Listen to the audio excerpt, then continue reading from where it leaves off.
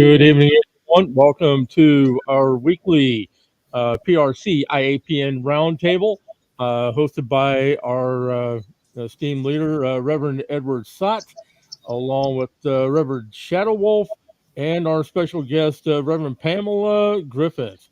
Thank you for taking time out to join us here, Pamela. Appreciate it. Well, thank you for the invite. You are very welcome.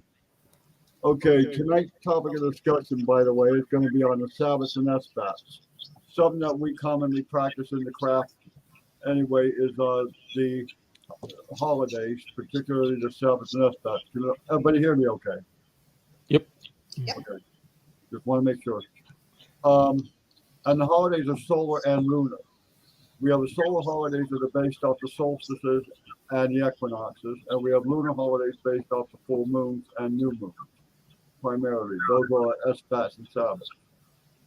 One of the things with the Sabbats, I have this little teaching that everybody will find fun, actually. I call it Sabbats by the Dashboard Lights. If everybody's familiar with the old song by Meatloaf, Paradise by Dashboard Lights, I found that the song correlates with the Sabbats pretty well, and it's kind of fun to teach it this way. We have the first Sabbat is Imbolc.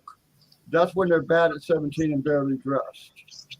When the god and goddess are basically in the car, they're fooling around, they're 17 years old, and they're getting ready to become adults, if you will. They're still teenagers fooling around the car.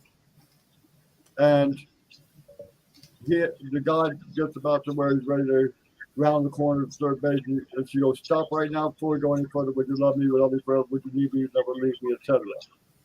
Well, he finally agrees after they argue for a bit, and of course it goes to Beltane. Beltane is when the god and goddess actually do the deed and copulate and create a family. However, before that happens, Lissa comes around. She missed her period. The goddess misses her period. So Lissa comes around and she goes back to see the gynecologist and says, "Oh, hey, dummy, by the way, you forgot to wear a condom. I'm pregnant." He's like, "I'm not ready to be a father yet. I'm young. I'm virile. The God's so young and virile. He's not ready to be a father. He hasn't got a clue what to do next." Then comes midsummer, which is her second trimester, if you will, and she back to the gynecologist again. And midsummer is when she comes back with a picture of the first ultrasound, and they see it's a boy. And he's like, "Yes, I'm king of the hill. I'm going to have a son. I can teach him to go hunting, go fishing. I'm the top of my game now, right?" Now comes Mabon. Right? Mm-hmm. Mabon, he's praying for the end of time at Mabon because she's already in her going in her third trimester. She's hungry for Kentucky Fried Chicken, mashed potatoes with gravy, and he can't get any. And she can't come home until he gets it. It's 3:00 in the morning. So we know that's close. By the time he does get in the house, right? She's like, all she wants is crackers and that's it. And he's like, "Damn it! I got to get everything else done. Like I got to get the crib done, the carriage done, the room done, everything, right?" So he's like praying for the end of time. Samhain comes up, it's the end of time. So like, "In my time with you," at the end of the song, you know how he said, "Now I'm praying for the end of time." Well, now it's the end of time. It's Samhain. God's gone. Now she's without a husband, of course, right? She's carrying a young god, and Yule comes along, and Yule's the time when she actually gives birth to the young god. Now, any lady knows that giving birth to a 5-pound 6-ounce baby boy or girl is a tough labor. Mm-hmm. Imagine giving birth to a sun god. That's tough. So unfortunately now she has to rest and recuperate, and she's now turning into a crone form at that point, from her mother to crone at that point, because of the fact that she needs to rest the child is given to the nursemaid to handle. In bulk, right, of course, means in milk or well milk, as this other is known as. It means in milk. That means she's now back in her mother form, and she's now ready to nurse the young god into his thing, and it goes right back to a star again, where it starts all over. That's how the cycle begins and ends. So you see how that correlates with the song a little bit, because it starts off with them playing around all the way to the end. I love teaching it like that because it makes it easy to remember them. And when people hear the song, they don't think the same way about they think the Sabbats instead of the song. It's kind of a neat teaching tool. I was telling you about that earlier, Pam. And Yeah, interesting way of looking at the Sabbats. but it definitely correlates if you really look at what the Sabbats mean. We'll start with Imbolc first, even though it's been past. But Imbolc actually is well milk or in milk, and that's the time when the goats, the cows, the cattle, and all of them are now basically after pregnancies and that, when they were actually in milk or ready to nurse their young. A lot of them would be building up milk in their system and everything else. That's why it's literally translated in milk with well milk. If you translate it with the Irish Gaelic, the Scots Gaelic actually translates in the womb. Right. I grew up on a farm. Yeah. So I'm real aware of that part of it.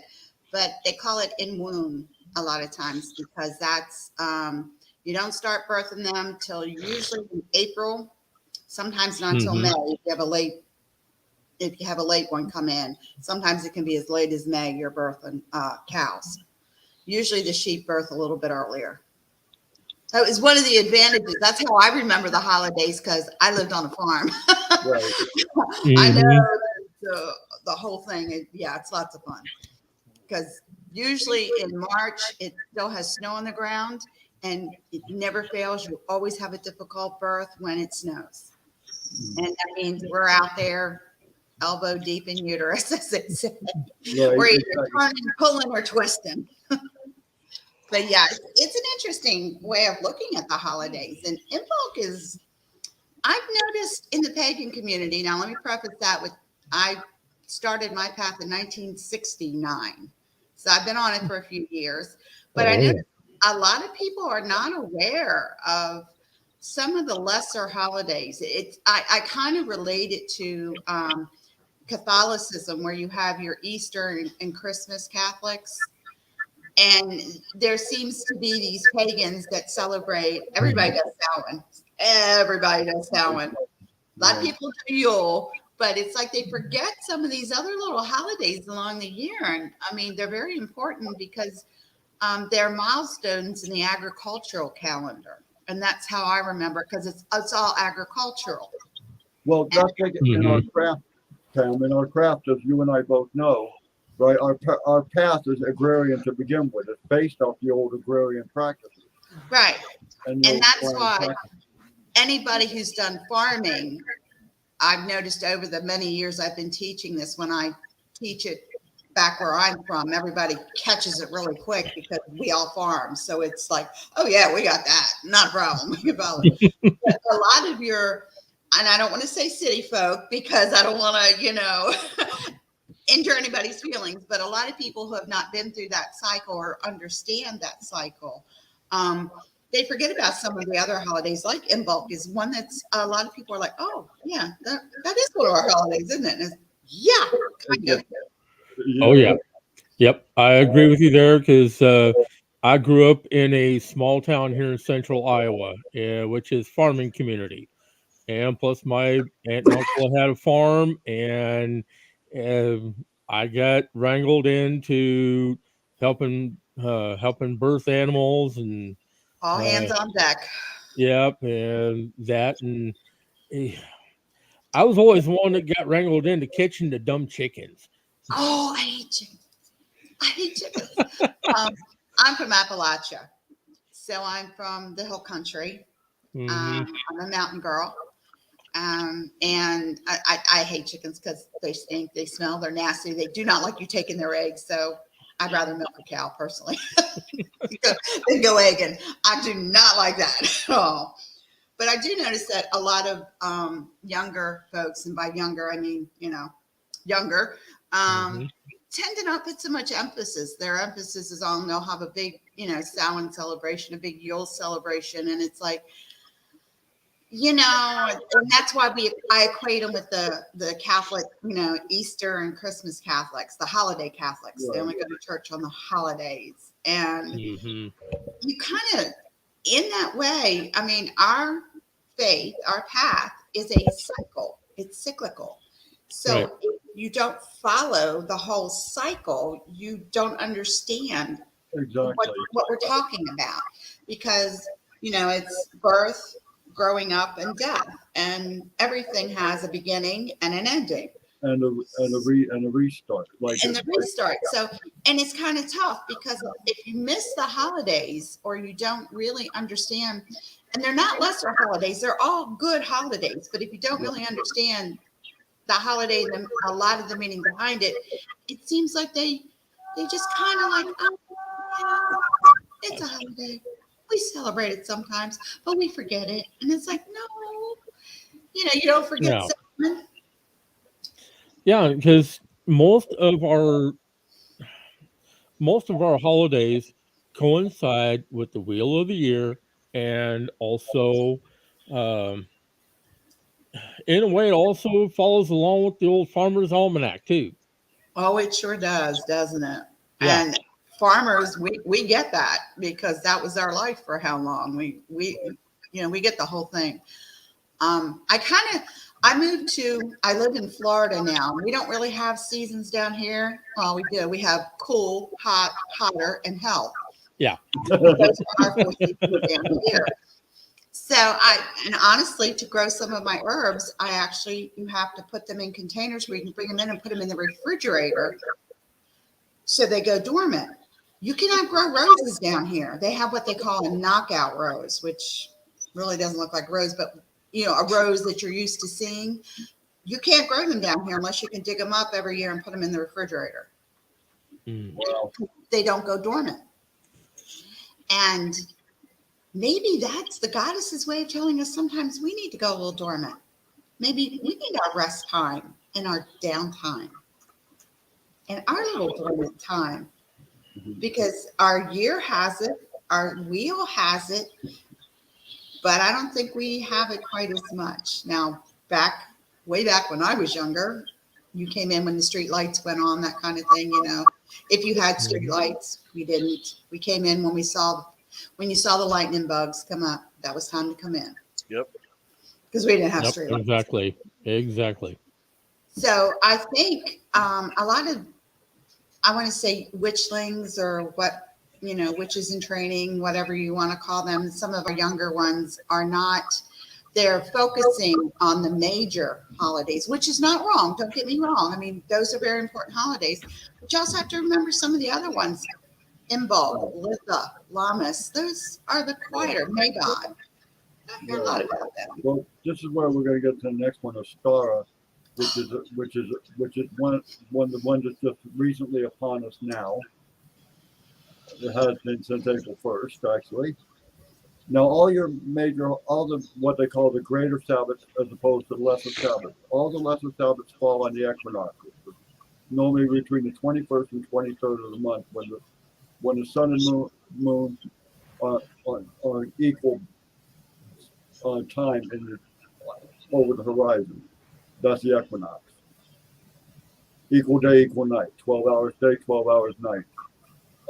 At that point, that's when you're what they call the lesser Sabbats, like Imbolc, like Litha, like Mabon, like Yule, are actually celebrated. Then you have the greater Sabbats like Ostara, Beltane, Lunasa, and Samhain, which are the ones that fall on the first of the months, technically. Now, most people are going to argue with me on Samhain and say that's October 31st. Wrong. It's actually November 1st to November 3rd. because it starts midnight on November 1st, actually, at the stroke of midnight. But we're going to a star. A star just recently came upon us in April, and that is a time when, actually, like I said, the god and goddess are now in their youth, according to Caesar says, they're now in their youth. They're young. Marry me, Jessica. Good to see you.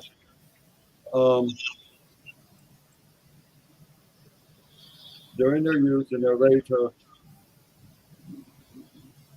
like I said, make it to the point of becoming adults. They're now young adults at that point. And this time period where the fertility rites are primary important here in is during a star, because this is the fertile time for both male and the female aspects, the god and goddess. This is a time of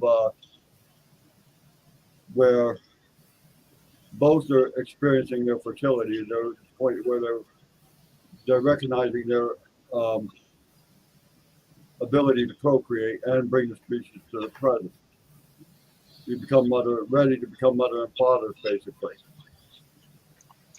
Beltane, which is the next holiday after that, which is the one that after a star, which I find fun, is the time when actually the Beltane fires are lit and everything is. This is when the god and goddess actually copulate and become. Whoa, mind echoing? Just a little bit there, Ed. One moment. Excuse me, I'm sorry about that. I'm echoing in somebody's side.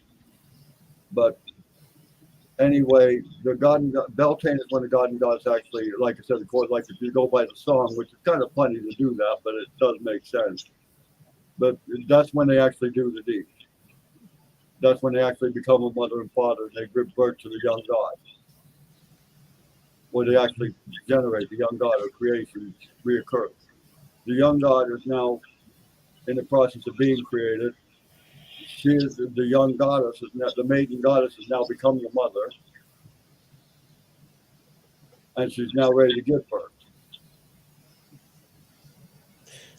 Now, with you being down there in Florida, Pamela, I know that they have a large community down there. It depends on where you live. There's a very large pagan community in Jacksonville on the east side. I'm on the west side. There is no community here at all. Gotcha. Okay. I lived in Baltimore for a few years, and that had an enormous, still does, very, very large, very, very active pagan group. Kind of felt like I was fish out of water down here because there is nothing. So I literally drive across the state 2 to 3 times a month to celebrate with my spiritual brothers and sisters in Jacksonville. Okay. So, I was thinking, now there is a small community down in Cape Coral. Yes, I'm actually around Tampa. Okay. I know where you're at. St. Pete. So there's not much. And I was really surprised because I thought that it would be a little bit more down here than what there was. But like I said, I came from an extremely huge and active group in Baltimore. So I got down here, didn't find a whole lot, but then I found my Jacksonville group. So, and they're quite large. Actually, we're putting together a children's program. We're a familial group, which means we bring our children to ritual. They are included in, which is not very widespread, I understand. So we get to bring the kids in, and we actually do children's rituals, but we actually bring them into our rituals on a normal basis. So we just, my problem was when I was practicing all those many years ago, my children were never invited to anything. So that meant I had to come home and teach. And we all know parents are the first teachers. I get that. But it's more fun when the kids can get with their groups, their spiritual groups, so they can talk about things and express themselves. But when you have to say, no, you can't say that, because my oldest is just over 50. And she remembers that, I would tell her now, it's okay to be what you are. But back then we were not recognized. And it's not like I could take her out of school for the rituals. Now, I couldn't do that until my youngest one came along. And when he was in school, then I was able to. Well, you got to remember, up until the 1970s, we were not even considered a religion. It wasn't until the Aquarian Tabernacle and a couple of the other groups really decided. Not until 1982 when Detmarac was passed, where we recognized by the military. 1974, the American Witches Council in 1974. I'm talking about when the military recognized. The military is different. The federal government actually recognized us in the early 70s. Once you got that first 501c3 under the religious heading, you became recognized. And that was when we could finally say, yes, you can't prosecute us. But you have to remember, at that time, if you said that W word, you'd better off saying the B word. We still weren't recognized. We didn't get full recognition. And I must say, Baltimore is one of the more lenient cities that I've been in. We didn't really have that until in Baltimore around the 80s is when it became a little bit more prevalent, when employers actually understood that, you can't say no. You have to let me off for my holidays. If I push but if you ask off for your holidays, you got to be willing to work for the other ones. Right. Exactly. And I know a lot about that. In Baltimore, I was one of the very big activists. Did a lot of speaking engagements. I actually was called into court many times as not an expert witness, but as someone who could explain things. I've been in several custody cases where there became a problem because of religious differences. So in the 80s, it was then that we really actually could stand up. The 90s were great for us, and now the 2000s have blossomed. And you can walk around wearing your jewelry, and you don't get people doing this or any of the kind of craziness. Yeah, people don't look at us. People don't look at us now, like from the 90s. People don't look at us like they used to. I can actually remember my daughter having a letter from school because she mentioned about holidays. They were coming up to Halloween, and the teacher asked them to do a little thing for Halloween. So she did a Samhain thing. And she said, we don't call it Halloween. It's called Samhain. And I got a letter. Oh, shit. Wow. Uh-oh. Uh-oh. Yeah. Don't mess with my kids. No, it was handled very well, very professionally, but it was still the idea. The teacher did not understand that the question was, what is she talking about? This Sal thing. And I said, I will have a conference with you and explain it. And I did. And the teacher was very receptive to it, but it was still, it was in middle school at the time. The teacher was still a little unnerved by my spiritual path and wondered if perhaps my child should go to a proper church. Huh. Uh-oh. Well, you get a lot of that, and you just swallow and say, well, I went to Catholic school. So I had that proper education. No. But it was okay. I mean, it was concern. It wasn't an outright, like, oh my God type thing, but still concern. Working with children I was in Boy Scouts of America for 19 years as a leader. So I worked with youth a lot. And that's my biggest thing. If we have these wonderful holidays, but what do you do with the kids? Beltane's an interesting holiday. We all know how much fun Beltane is, let's be honest. Oh, yeah. Beltane. You're explaining that to a 7 or 8 year old. You got the maypole dance, which is one of the most popular and famous things that are ever done, including by Christians who are totally unaware that the maypole dance actually is a fertility rite. Exactly. But it's you have to be proactive with your child. And I notice a lot of groups don't allow the children, so they can't be You know, it's like teaching your child about any faith by not allowing them to go to church. Right.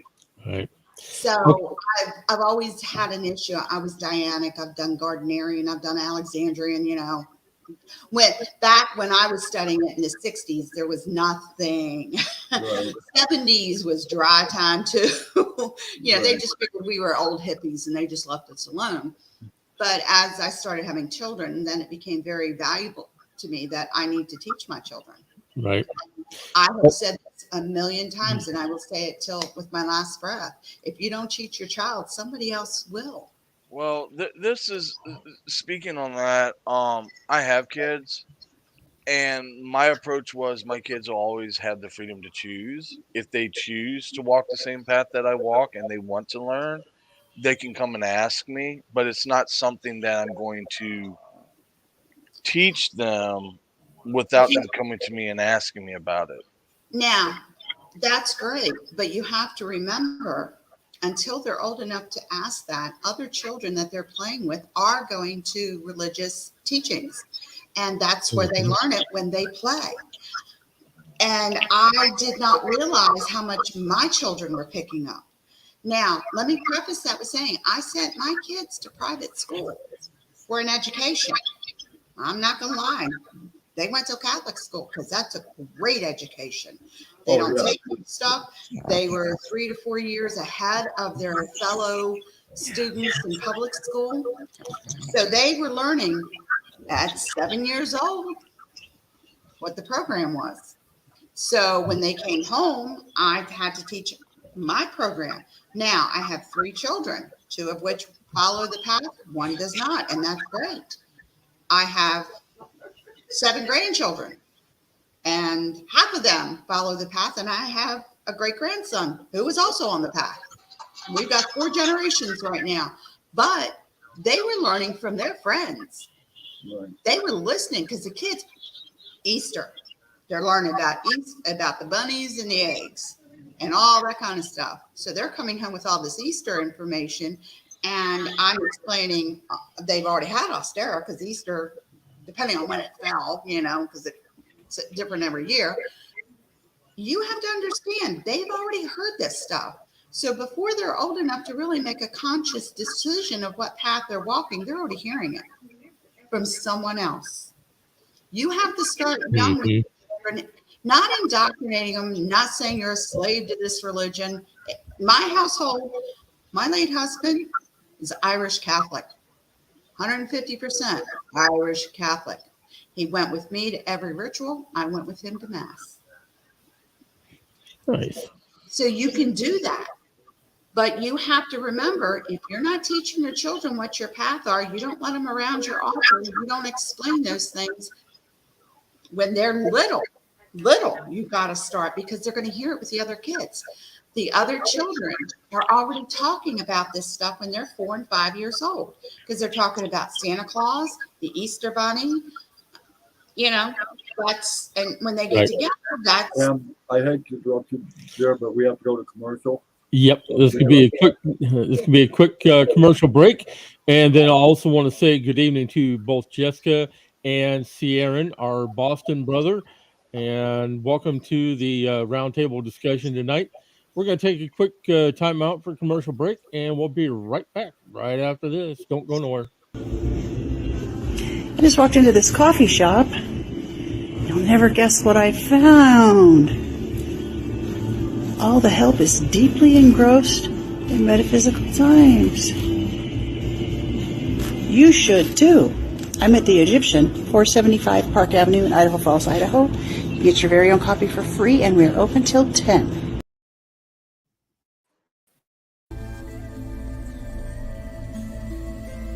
Sister Moon, Apothecary and More is a collaboration of local island witches bringing you handcrafted tools for ritual, amazing apothecary, custom vinyl work, merchandise, and so much more.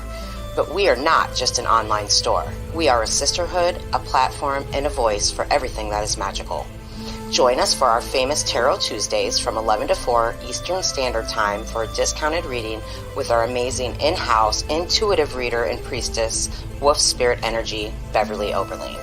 You can find us on Facebook at Sister Moon Store or on the web at sistermoon.shop. So fly on over and stop in for a spell.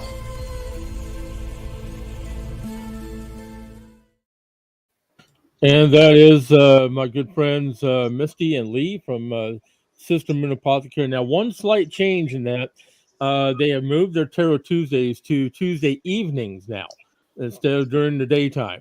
So be sure to tune in during the evenings for Tarot Tuesday.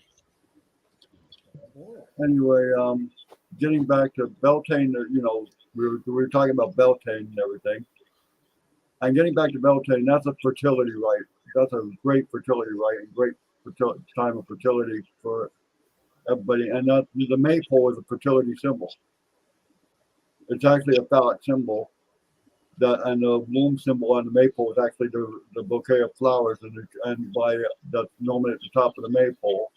The streamers coming down that are wrapped around the maypole are symbolic of actually the union and joining of the masculine and feminine in the forming a new creation. So that's actually what the symbols represent in the May Dance. That's why you normally have the males on the outside, females on the inside, going in opposite directions while doing a dance and rotating like this, weaving a magical. It is weaving magic, very much weaving magical spell as a spell of fertility. But that May dance has been done by Catholics and Christians for centuries without even being, totally aware that it's a fertility rite. There's a little pagan in all of us. It's interesting if you, I taught theology for 7 years, so it's interesting when you get into it and people find out that, where the actual Catholicism rolled into the paganism and how things worked. But St. Patrick was a really good one for that one. Rather than say what you're doing is bad, he did a Borg. And if anybody's a Star Trek freak like me. Oh, God. Here we go. Yep. Here we go. Star Trek, Star Wars. Okay, let's have that one. But if you remember, the Borg assimilate. So rather than telling the pagans what you're doing is bad, like was happening in many other places that Rome was conquering, they were just basically killing the pagans because they were doing bad things. Patrick was a very smart idea to assimilate, to take what they were already doing and just put a little twist on it. Just enough of a twist that it's the same, but it's different. You meet in a sacred grove. Well, let's build a church there. So when you come in to meet with us, you can stay warm. But you can do your pagan thing there. But while you're there, you get a little bit of Catholicism thrown at you. But you don't, it's not a big thing. Now think about this. Makes a lot of sense, doesn't it? Instead of saying you're bad, we're saying, no, come on and do it. But let me tell you a little bit about what we do too. So it softened the blow and it made it easier. That's why St. Bridget, who was a Druid priestess, was canonized in the Catholic Church as a saint. The Feast of Brie. That one for a while. Feast of Brie, May Day is also known as the Feast of Brie or the Feast of St. Bridget. Yes, and St. Bridget, it was canonized in the Catholic Church. Now, to get canonized, you have to have 3 miracles that have to be attested and checked out before you can become a saint. There's a whole process, and that process has changed very little in thousands of years, and I'm not joking. And they acquitted her with 3 miracles. Okay, I'm sure her magic was that strong. So wait, you mean to tell me that the Catholic Church named a pagan a saint? Yes. Saint Bridget. Fine by me. Way back in the day. Oh my goodness. If you read the dogma to Catholicism, now I went to Catholic school prior to Vatican II, so I learned the old ways. And I also taught theology in the Catholic school system because I knew it. And when you really start looking back at what happened, and I'm a history buff, so you look back and you see the history behind it. Now think about it. St. Patrick was the one who put Bridget up to become a saint. So he's a very smart man. I mean, very smart when you think about it. He didn't push it, didn't force it down their throats, didn't say, if you don't do it, we're going to kill you kind of thing. No, he just laid back, chill, and said, hey, let's look at this. He pulled a Constantine. He didn't pull a Southern Baptist. Whoops, I'm sorry. Did I say that out loud? You didn't say that out loud. Oh my goodness. I'm sorry. I was raised Southern Baptist. Okay, so I think I get a free pass on that one. Yep. You get a free pass for life for that one. Okay. Patrick pulled a Constantine. Well, Constantine was an interesting creature too. Him and Pope Leo. Yeah. Constantine and Pope Leo. Those two, you really ought to do a little history on them too, and you'll figure out a whole lot about what went on. Oh, you'll find them fascinating. Either one or two of them. Yeah, Leo is interesting as a character, but if you follow back, remember at that time, Rome was not the center of the Catholic Church. No, it wasn't. No. It was. It was Byzantine. Right. That split. They ran two popes for centuries before the churches finally split over the dogma. Very true. And that's where you get your Greek Orthodox or Eastern Rite Catholics and your Roman Catholics. Right. Well, I mean, the Vatican is its own country now, also. Well, that's because after Constantine, it did come back to Rome. Right. But it was never Rome in the first place. It was Constantine. It was actually Byzantine by Constantine. That's why if you look at the Byzantine icons and you look at the way the Byzantines do things, it's much.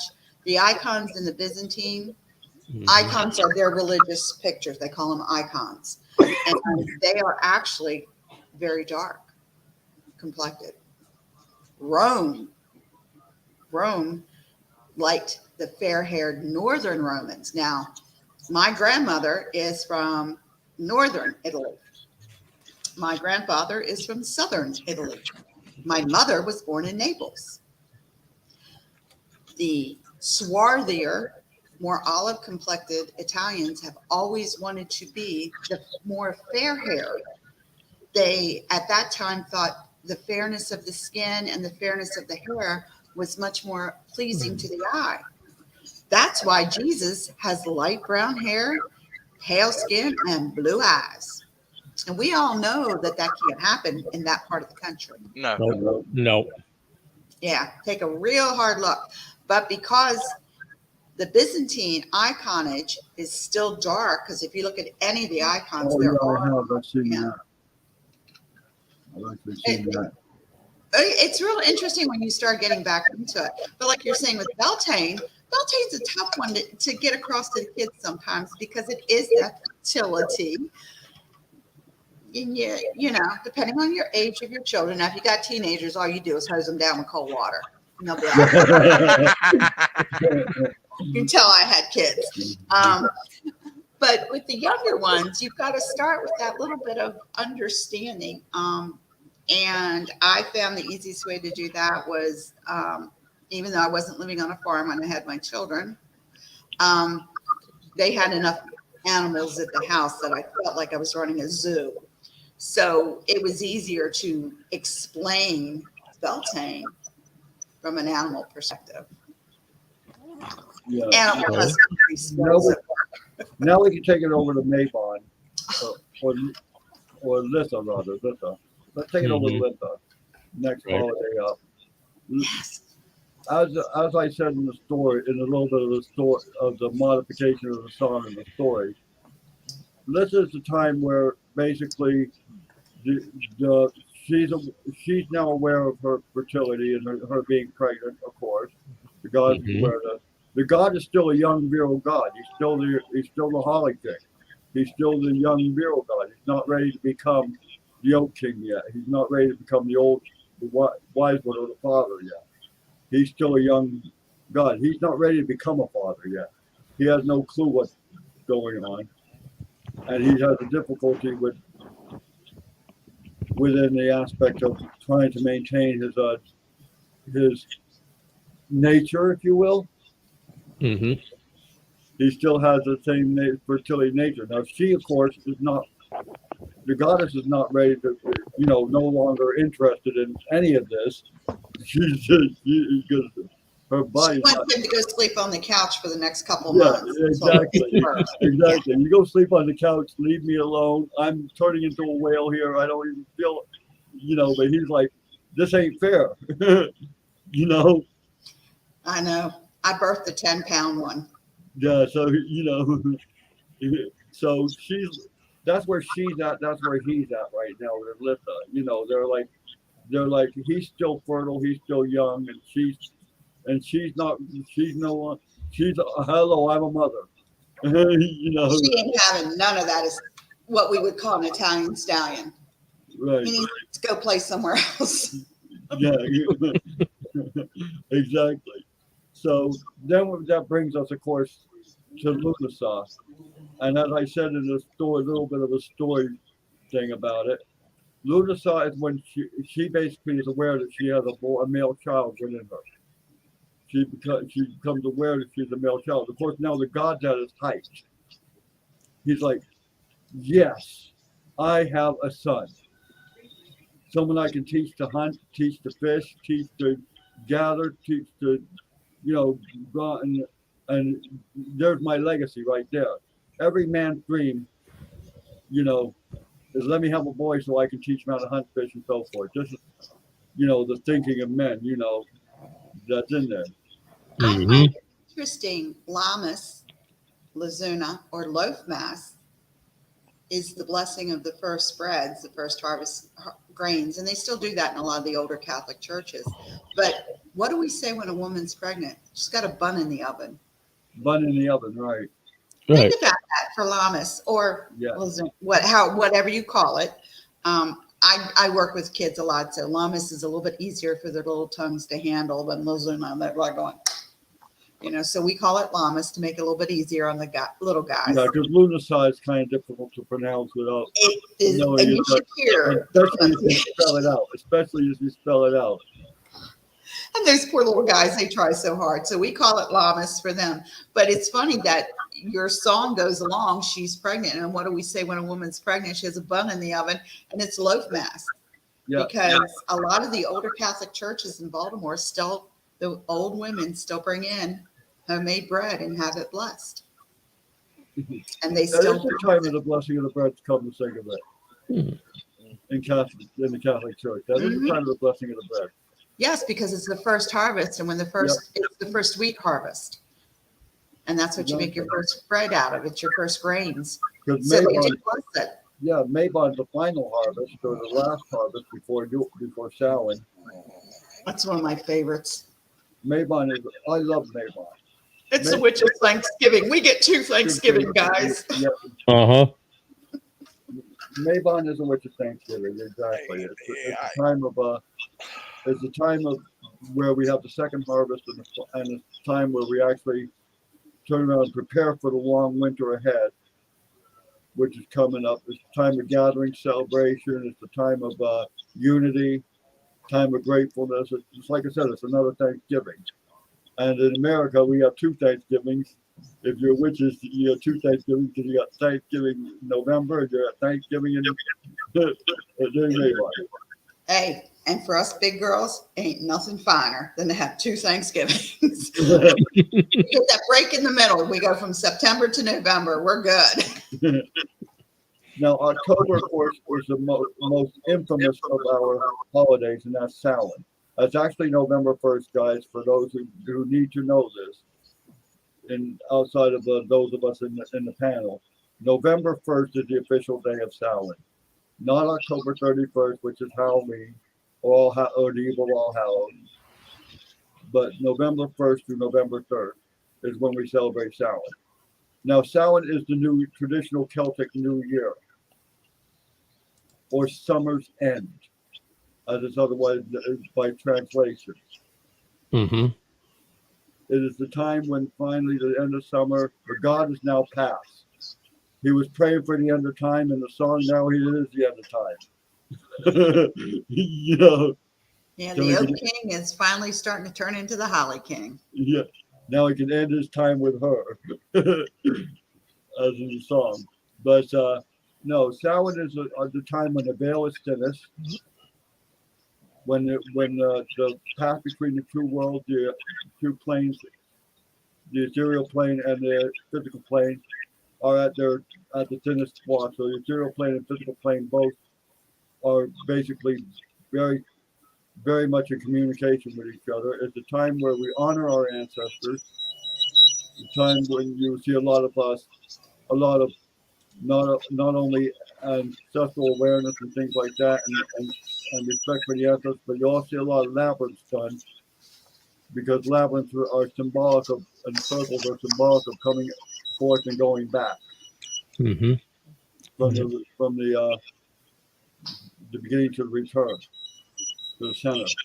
And the thing is, the labyrinth, it's one of my Samhain is of course the most Oh, favorite. that's my holiday. dumb thing. It seems to be the most favorite holiday. That's not because everybody associates Samhain with Halloween because of the time period and everything. That it becomes most favorite. But it is actually the new year. It's when we celebrate our new year, the beginning of our new year, the end of summer, the beginning of the new year. Then we go to, of Right. course, Yule. Yule is where the goddess gives birth to the god.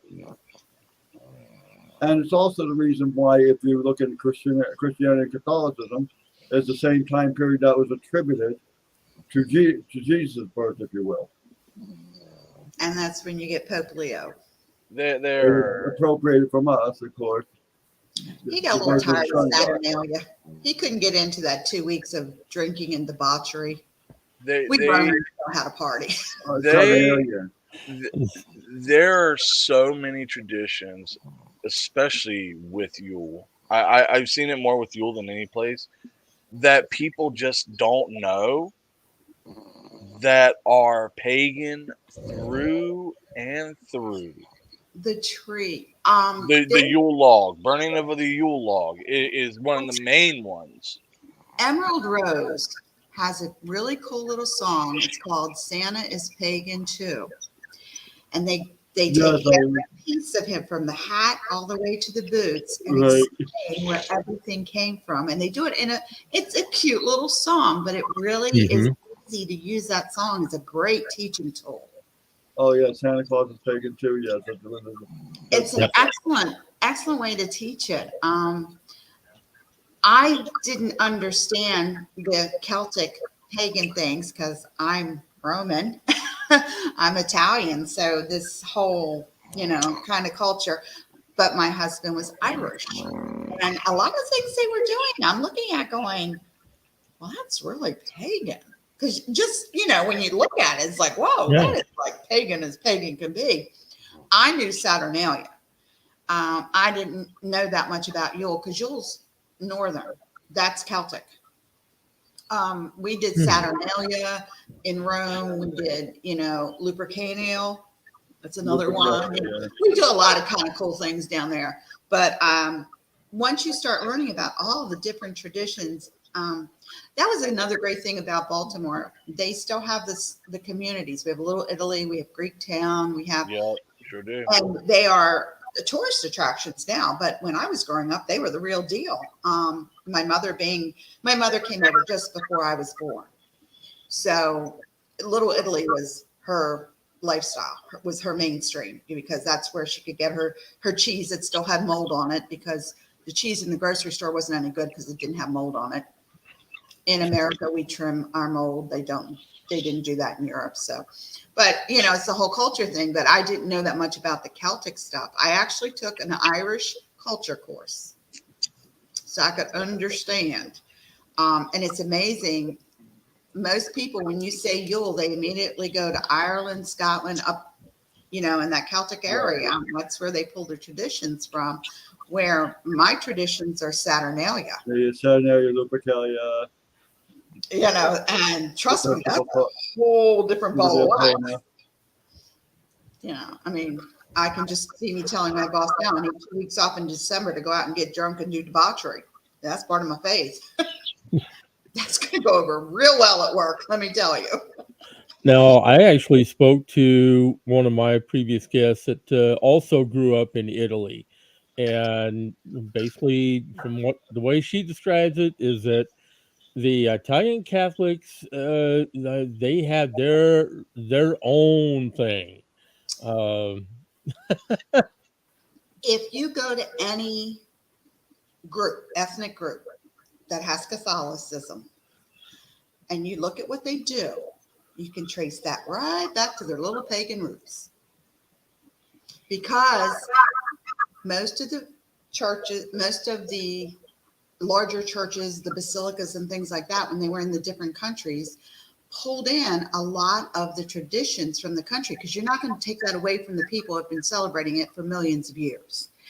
So in order to adapt, a lot of the Italians still, I mean, we still do come on. How many people do you know give the evil eye? Go into a Catholic church, an Italian Catholic church, and see all the little old ladies sitting there, and I'll give you the evil eye, when you walk in, okay? So what they did was they accepted little bits and pieces of that into their culture, and they kind of glossed it over with their Catholic background. Saturnalia, not Saturnalia, sorry. The Spanish, the Mexicans have Santeria. Yeah, that's and Santeria is a cross between pagan and Catholicism. Gross side. Oh, yeah. That's their thing. But think about it.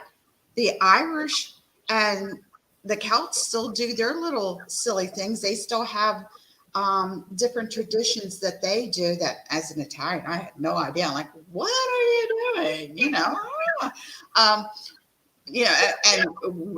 I was raised Catholic. He's Catholic. We should have the same traditions. You don't. Nope. And it's really cool when you start looking at it, because it's like, no, my family does this. Like, I'm waiting for Bafana to come down and clean my house. She's the Christmas witch, the Italian Christmas witch, Bafana. If you've been really good, she comes in, she spreads her magic around, and she sweeps your floors. I hate to do this, but I'm looking at the clock here, and I know you have a busy schedule coming up very shortly. You have a ritual to attend. I know you. Yes, actually, we are doing the April full moon ritual tonight. So I'm not going to hold you much longer. We're going to say goodbye to our. We're going to mention our sponsors and everything, and say goodbye to our guests and so forth, and then we'll call it a night for tonight. Awesome sauce. Okay. So first of all, I want to thank our sponsor, the Metaphysical Times, which is a paper that is one of the finest of the metaphysical papers out there. You can subscribe to the Metaphysical Times, get 8 issues delivered to you and printed to your doors for $20 a year. So it's one, and I happen to be a member of the Metaphysical Times as well. So check us out on the web at metaphysical-times.com.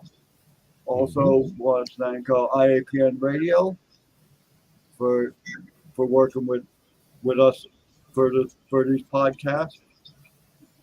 They're co-sponsoring this podcast, and I appreciate having you around and working with you. Happy to do it. That's basically that's the whole reason why I formed this.